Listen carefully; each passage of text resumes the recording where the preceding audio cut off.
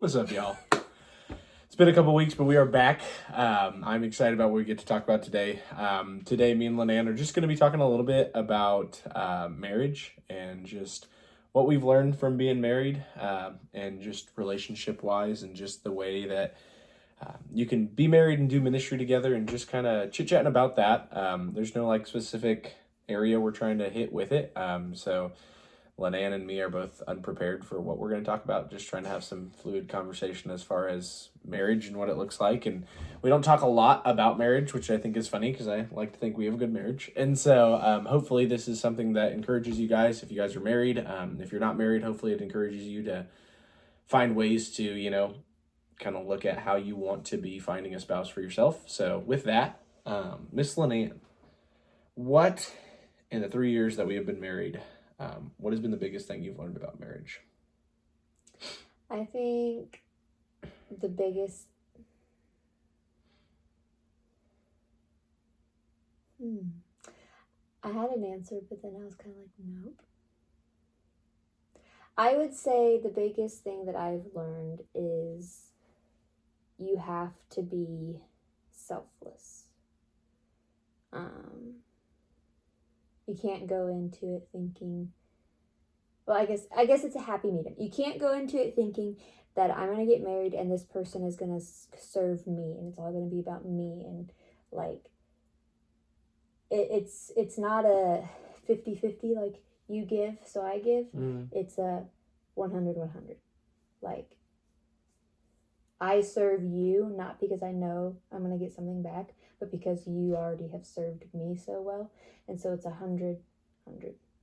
It's not a 50-50. And if you don't hold up your 50, then I'm not going to give my 50, And so I think it's a selfless thing. Yeah. I think that, and then communication. I feel like everybody says, like, well, communication's key. But, like, a lot of people don't actually know how to communicate or how they best communicate and how your partner, husband, wife best receives those things. And so I think having a selfless mindset and then learning how to communicate and have conversations with each other about things before they happen. So, like, we have conversations about, we've had multiple conversations about how we both kind of think it's funny that people say, oh, well, you'll get out of the honeymoon phase. Why do you have to? Like, I feel like there's this, and maybe I'm just naive, but like, I don't feel like there has to be well, you've gotten out of the honeymoon phase, so now you're going to fight all the time. I don't think that it has to be that way. Like, if you have conversations about things that, I don't know, could be arguments, or, hey, if you do this, then that would really upset me. Like, you have all those conversations, you have it all out in the open, you talk about everything. I feel like the stigma of, oh, well, you've left the honeymoon phase doesn't have to be a thing. No. Because I remember being told, like, oh, okay, well, just wait. After you're done with the first year, you're going to be out of the honeymoon phase, and you're going to be sick and tired of each other. You're going to fight all the time. I don't know. Maybe I'm just naive and, like, we're just really great. But, like, I am not saying that we don't ever fight. We do. Right. We do. But, like, I feel like when people say, well, you've gotten out of the honeymoon phase, it's like you're just living together, you're just tolerating each other, and you don't enjoy being married anymore. Like, you've hit that, well, it's so fun and like fantasize, and then all of a sudden, like, it's real life and it's not fun anymore. But I feel like marriage should be fun. You're doing life with your best friend. And so, and it is that 100-100. You're both serving each other, both giving to each other, both loving each other. And so, yeah, sorry, that was kind of a lot of word vomit. I should have brought a notepad. So I want to touch on two things, and I want to go like into one topic, and I want to talk about it for a little bit, and then I want to talk about something else. Okay. So first thing is the communication, because I do like that. I think that's one of the reasons that me and you work really well together. I feel like we communicate well. I think it's funny because obviously we've been together for a lot longer than I think it's 9 this year. And so it's a lot of years. 9 years is a lot of years. And so I was like, and then 3 years of actually being married. But one of the things I realized between me and you is that the communication is very good. Mm-hmm. I think something I've realized, and again, I think it's so hard because like a lot of people could be like, well, you're only 3 years in, just wait till you're 30. Well, okay, they told me about that when I was dating, and then I was going to get married. And then they told me about that the first year, and then it's the third year. And so it's like, oh, you're always going to be able to say, just wait till this year. It's like, Yeah. so I do like that you brought that up. But on the communication aspect, one of the things I think, like when I think of us, I don't know of a time where we fight for longer than a short period of time. It's like when a fight happens, it's like an upset, and then we get over ourselves, and then we're fine. Yeah. And a lot of that, I believe, is because we communicate our feelings to each other well. Yeah. But I'm very different than you. Mm-hmm. You are very different from me. Mm-hmm. How do you feel like after meeting me? How did your perspective on communication change? Like, what have you learned about communication from being with me? Because I'm very different from you. That's a very big question.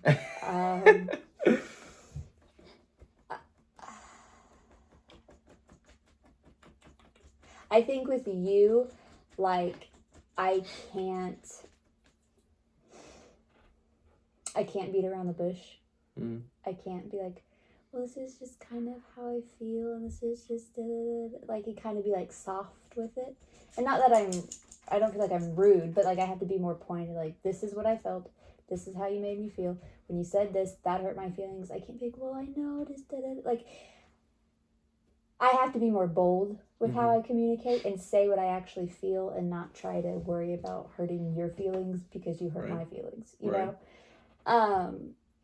And so, yeah, I think that that's a big part of it, is I just became more bold in communicating my feelings in the circumstance or the situation, whatever it was. Nice. I like that. Because I think, I mean, you're a very upfront, say it how it is person. And so, like, you don't want the beating around the bush. That's annoying to you. And so, like, I'm not saying that you thought I was annoying, but like, never. But I just think that it helped you understand what I wanted when I was upfront with you. Right. So. I like that. Well, and I think it's funny that that's what you learned about communication. Oh, no. Well, I don't know. It's just, I was like, I feel like, so I was listening to something today about the difference between men and women, and how they handle things, and you know, like it was from the point of view of a man, and I was like, it's funny to me because I don't feel like, and this is the biggest compliment I ever give you, I don't feel like you're like a normal girl. Like all the like negative stereotypes I think for women, like I don't deal with you, and so I don't know if I'm just really lucky, but like it's like I don't like, I like the whole, like some of the arguments behind, you know, the differences between men and women. I'm like, well, they just, you know, they function this way. I was reading something, and it was like some comment, and it was like something about men wanted you to just say one thing, like if you just say one thing, that's all they need. But then it's like women, and he like was kind of poking fun at women, like made this big long story, and I was like, I don't feel like that with you. And so maybe, like, that's funny that that's what you said, because maybe it's just you adapting to me, and I just didn't realize that you were adapting to me. Yeah, I was like, you don't want the word vomit in the long way around. You just want... So were you prone to word vomit before me? I was prone to just avoid it. Oh. Just never talk about it. Yeah, I'd never talk about it. Like, you hurt my feelings? Okay, I'm just gonna... Well, okay, so I think my biggest thing, communication-wise, with you, that you taught me was just how to handle a softer personality, like, and just what communication looks like. And I think it was really good because I feel like it taught me healthy communication. Like, it was like, it taught me how to, like, even when we fight, I feel like we fight really fair. Like, I feel like there's very few low blows that come out very often. And it's like, because I feel like a lot more of our hardships is one of us is just having a hard time. Yeah. I feel like fights that we really have are very few. Now, there'll be times where one person's having a hard time, the other one's like, can you not be having a hard time right now? And so it's like, we have those moments. And so it's not like as fun, but it's like, I just don't see us having some of the issues of like, I don't know, I feel like when I go to you with things, like, you've taught me how to be gentle, and so I see, like, and I think one of the biggest things for me is, as a person who struggled my whole life with always having to be right and never wanting to be, like, the one to be in the wrong, like, you taught me how to be in the wrong and, like, be okay with that. Like, you taught me, even if I don't think I'm in the wrong, it's better for me to initiate a conversation. Yeah. Because I want to be okay with you more than I want to be mad. I think that's something you really taught me. And I think that's a very good point. It's like, your goal should be to make amends with your person, not be right. Right. Like, is that argument really important enough for you to be right or to be in good relations with your person? Right. But on that note, I also think something that we do pretty well is we catch ourselves before it even turns into a fight. Right. Like, there have been multiple times that maybe I, for whatever reason, being obnoxious, or you're being obnoxious, whatever, in a fun-hearted way, but like, just for whatever reason, we're just not feeling it, and so you'll just stop and be like, hey, I can't handle that kind of stuff right now, or I'll stop and be like, hey, it's a little much for me right now, and we stop it before it even ever gets to us being annoyed. What did we do? Other. Was it last night that you were like, okay, so you could say that, but I can't say that? And I was like, okay, sorry, that's fair. I felt like our jokey wasn't going back and forth. I was like, wait a second. Yeah, but it is. It's like, I would not have been, and I don't know, I say that without knowing what life would have been like without you, but, oh, excuse me.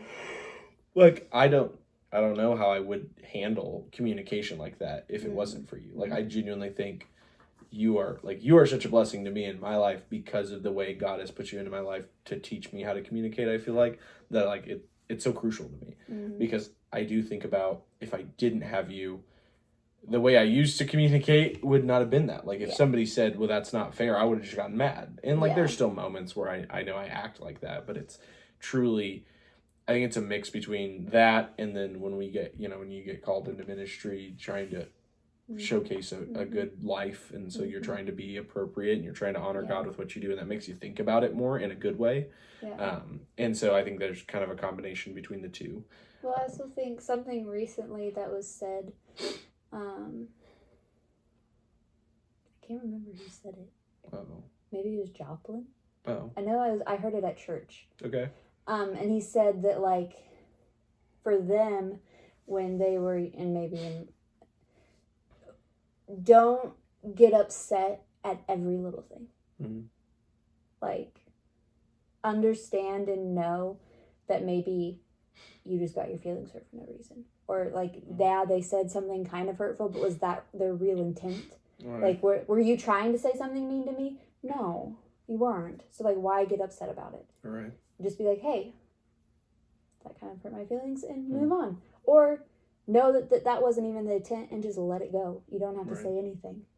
And so I think that's also, like, one, stop it before it gets to a fight. And two, just don't even let it get, like, don't be so upset with every little thing. I feel like sometimes we forget that our person should have and has our best interest. And, like, I know that the things that you say, even sometimes if they might be hurtful to me, I know that that's not your intent. I know that that's not what you're trying to do. And so I just let it go. Like, it doesn't matter. And then if it's, like, a big thing and I can't let it go, then I'm like, hey, this is what I feel. Stop it before it gets to a fight, and then we move on. Right. And so I just think that when it comes to communicating in, like, tense situations, I think you have to be able to understand the other person's side. You have to be able to understand that, I mean, even if they were trying to be mean and trying to, like, you have to understand that that's not just, if you're married, you're one person. Right. And it's not right for you to be mean to that other person, because you're mean to yourself. Like, you are one. Right. And so you can't be rude to them just for no reason, because you wouldn't do that to yourself. Right. And so, well, and I think it's so much deeper, because I feel like everything we've said, it sounds like a bunch of cliches and nuances that everybody talks about. Yeah. But like, I respect listening to you talk about it because like I witnessed you do that. Like I know like you genuinely take those things into consideration, and I genuinely think that's why we don't struggle as much as we could, because I think it's like I feel like we hear all those things so much, and I feel like that goes kind of back into scripture where it's like you hear Jesus loves you and you hear things like that and you're like, well, of course he does, everybody says that, but it's like then you don't live in it. Yeah. But if you chose to live in that, how much better of a life would you live? Like I know that's like the story for me is I've always heard, you know, they're the same as you, you know, they have the best interest. Right. It's so much easier to just be upset about it. Yeah, it is. And so, but then it's not, because if you just take the step and reconcile, and I feel like this is hard because I feel like there are people who are in relationships with people who will not, like, I know if we have a fight, we're laying in bed, if I roll over and initiate, we will be able to come to a resolution. Yeah. I know there's people out there that can't. And so I feel like that's that can be difficult. And that's such a hard one because to a certain extent it almost leads you with like the verse, how far it be to you, like live in peace with everybody. Yeah. Well, I also think that's another thing, like, because there's two ways that people process an argument, and I think we're the opposites. Like, you want to talk about it right then and there, and I'd rather go to sleep and then talk about it. And it's like a reset. Like, I just need to step away for a little bit and then we can talk about it. But I think that that's something that, like, you can't always have one or the, like, I can't always be the one that we can't always just talk about it right then and there, because then that's really hard for me, because I feel like either one, I don't get to say what I really think, or it does turn into more of a frustrating argument because, like, I need to think about it, and we can't always just think about it later, because then you would never feel a resolution. You would, like, I feel like you have to learn how your partner handles confrontation and meet them in the middle. So, and I feel like maybe then we've just found a middle ground, because, like, I can't think of the last time you were like, I need to think about this. Like, let's not talk about something. And I don't know, maybe it's just. Well, I think my I need to think about it is more like, give me just like 10 minutes of silence and then we can talk about it. Right, but I mean, think about the last time we had to say that. Like, you know what I mean? Well, but I think that is a testament to learning how to prioritize God, and that makes the relationship. What were we talking about? The other day, I can't remember what day it was, but I came home and I was like, how, like I don't feel like we're like this amazing couple. Like, so how are we doing so good?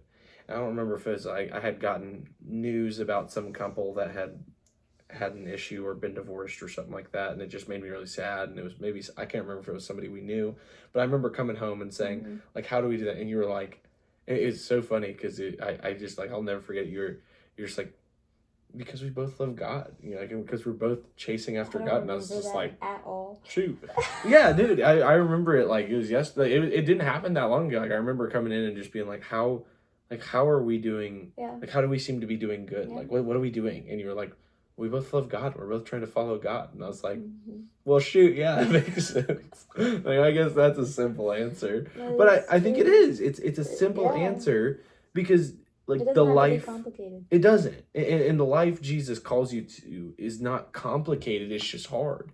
And I think that's what's so difficult for people, because it's so hard to lose, like I feel like I've lost a lot, not all, because I know I struggle way more than I should, but, like, I've lost a lot of my selfishness because of the way I've learned to be married. Yeah. And, like, I feel like I don't want to be right all the time anymore. It's the picture of, like, Christ and the church, his bride. And so, like, that's how we're supposed to act. Right. And it is a harder way because, like I said, sometimes we prefer to just sit in our own frustration or hurt feelings or whatever. I'm going to give them the silent treatment, whatever. It is easier to do that because that's, like, our selfish, sinful nature. And so we're always going to divert back to that. But, like, we have a perfect display of how marriage should look. And no, it doesn't say that marriage should be like this, but read the Gospels and see how Jesus interacted with people. That's what we were supposed to do for each other. Right. And so if that's our focus, I feel like there's so much more wisdom that comes from that to how to like treat each other and talk to each other and all that kind of stuff. Yeah. Well, okay, so love that. I think that was good on communication. Another subject I want to touch on, which is what? Why are you looking at me like that? I was just saying okay. Oh, okay. I'm a little scared for what you're gonna say. No, I just wanted to touch on I want to talk a little bit about ministry and marriage and ministry and what that looks like. Mm-hmm. So obviously we're in ministry together. Like we don't do separate ministries. We do them together, which is different than a lot of people. Mm-hmm. But for you, first question is, how do you think ministry has impacted your marriage? Okay. And then second question is how, and maybe it's less of a how, but like maybe just explaining. Okay. But like, how does marriage impact your ministry? So how did ministry impact our marriage? Okay. And then how do you see marriage playing a role in your ministry? I think that makes sense. Yeah. Pretty sure. Yep. Good questions. Clear as mud. I would say, okay, so the first one is, how did ministry impact your marriage? Because we got married right before we went into ministry. I think ministry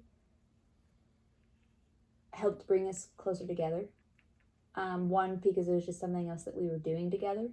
But then two, it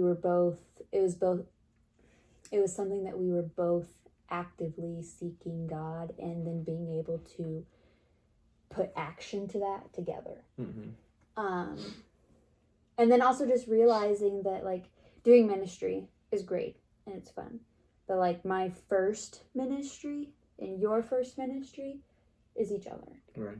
And so I remember when, I can't remember who told me, but I remember when I was told that, how impactful that was. I was like, oh, yeah. I was like, I love doing this ministry, but like, you are my first ministry. And like, you are my first priority when it comes to that.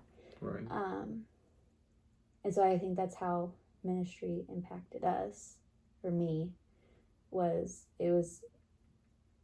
it helped me put action to what I believed, and then just serving with you is so much fun. Right. I think the times that I have like loved you the most is when we're like actively doing ministry together, or like we're at camp, or we have a really fun like on Wednesday nights. Like I'll just look over and we're both like hanging out with a kid or talking to somebody or whatever, and like it's so much fun. It's fun to be able to do that with you, to serve God with you. Then how did marriage impact your ministry?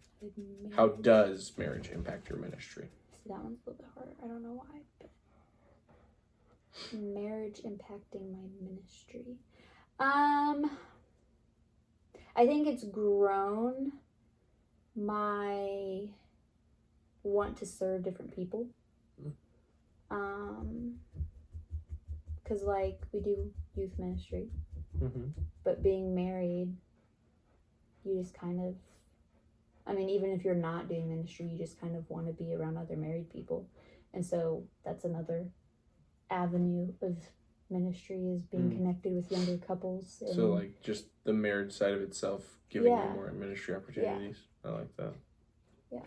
And just like, I mean, even if they're not married, just people our age looking for marriage or in a relationship, just, I mean, because I don't think we know everything and I don't think we're perfect. Right. But like, yeah, like you said, it's another avenue of ministry that I feel like has opened up. Right. So. Well, and I know for me, it's like, you don't even feel like qualified to talk about marriage. And so it's like, it's weird. Which is funny because like, that's why doing this, I was like, I don't even think we've ever talked about marriage before. It's like you just don't even think about it. But I think it's an important topic because, like, I do know that, like, we have a Christ-centered marriage. Like, and I'm proud to say that. Like, I'm not afraid to, if you want to call it bragging, like, brag on what the life we choose to live. Like, it's like, I think that is important. I think we should be proud of the way we honor Christ and the way we do things. So I love that. And then last thing, because we've taken a long time. So what would you say? So I'll say mine for men, and I want you to say yours for women. Okay. Is if you could give, I know we talked a lot about communication. I know it's a big deal, but like, what would you say would be something really important to people who are getting ready to be married? So not married couples, but somebody who's looking for a spouse. What would you say is important as a woman when it comes to selecting your spouse? So let me go first, and then I'll let you wrap it up. So I'll give you some time to think. So if I was to look at a young man, you know, and I'm explaining to a young man what I believe that they should find in a woman. Okay. And these are characteristics of you that I have found that I don't think our marriage would be what it is without it. And that's a woman that is selfless, because I genuinely think you are. And this also comes from like what I've seen my mom be like, and it's a woman that is loving, but also tough. Like a tough, loving woman, I think is super important. Because I mean, if people look at you compared to mom, they're not gonna be like, you're tougher than mom, but like you are, like you're extremely tough. Like you do not, you're not dramatic. Like I think it's crucial to have, you know, a woman in your life that is stable enough to not dramatize every situation, because I know that's been key for me. And again, it's all personality based, but I do think there are biblical principles to like the way we find each other. Like if we could all be more like Christ, you know, I do think it's important to have somebody who's not freaking out about every little thing. Like there was no mistrust between us, whether we were dating to engaged to being married. Like there is no lack of trust. And I think that's the biggest one. So that's what I want to end with. It's someone that you trust wholeheartedly. Like I know that there are a lot of people out there that, like when you said earlier that they have like you have to believe that they have your best interest in heart. Like there's people who out there, I know they don't believe that in their spouse. And I'd say if you don't believe that in your spouse, something is off. Like something needs to change. I was like, because I think that's just crucial. For me, you are completely trusted. Like I would never worry about anything you do. And so I think that's just crucial to me. It doesn't help if they're good looking too. Thank you. You're very welcome. I would